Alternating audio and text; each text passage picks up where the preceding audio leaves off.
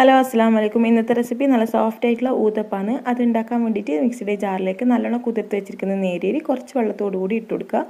എന്നിട്ട് നമ്മൾ എത്രയാണ് നേരിയരി എടുത്തിന് അതിൻ്റെ നേരെ പകുതി തേങ്ങയും ചോറും കൂടി ഇട്ട് കൊടുക്കുക. എന്നിട്ട് 1 ടീസ്പൂൺ വരെ ഈസ്റ്റും കൂടി ഇട്ടിട്ട് നല്ലോണം ഒന്ന് ഫൈനായിട്ട് അരച്ചെടുക്കുക. മാത്രമല്ല നമ്മൾ ഇഡ്ഡലിക്കൊക്കെ അരക്കുന്ന ആ ഒരു കട്ടിക്കോണം അരക്കാണ്, അധികം വെള്ളമൊന്നും വേണ്ട.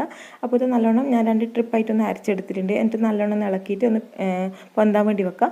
ഏകദേശം ഒരു 4-5 മണിക്കൂർ കഴിയുമ്പോൾ ഇതുപോലെ നല്ലോണം പൊങ്ങി വന്നിട്ടുണ്ടാകും. ഇനി അതിലേക്ക് നമുക്ക് ആവശ്യത്തിനുള്ള ഉപ്പും കൂടി ഇട്ടിട്ട് നല്ലോണം ഒന്ന് മിക്സ് ആയി കൊടുക്കുക. എന്നിട്ട് നമ്മൾ ഏത് പാനിലാണോ ചുടുന്നത് ആ പാനിലേക്ക് കുറച്ച് പശു നെയ്യ് ചേർത്തിട്ട് നല്ല ടേസ്റ്റാണ്. എന്നിട്ട് ചെറുങ്ങനെ ഒന്ന് പരത്തി കൊടുക്കുക, അധികം ഒന്ന് പരത്തറ്.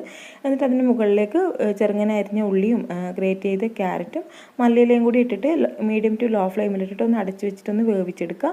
അപ്പോൾ നല്ല ടേസ്റ്റാണ്, അതുപോലെ തന്നെ വളരെ ഈസിയാണ് കേട്ടോ. അപ്പോൾ നല്ലോണം ഒന്ന് കുക്കായി വന്നിട്ടും അതിൻ്റെ മുകൾ ഭാഗത്ത് കുറച്ച് പശു നെയ്യും കൂടി ചേർത്താൽ നല്ല ടേസ്റ്റാണ് കഴിക്കാൻ. അപ്പോൾ ഇന്നത്തെ റെസിപ്പി ഇതാണ്. നിങ്ങളെല്ലാവരും ഒന്ന് തയ്യാറാക്കി നോക്കാം.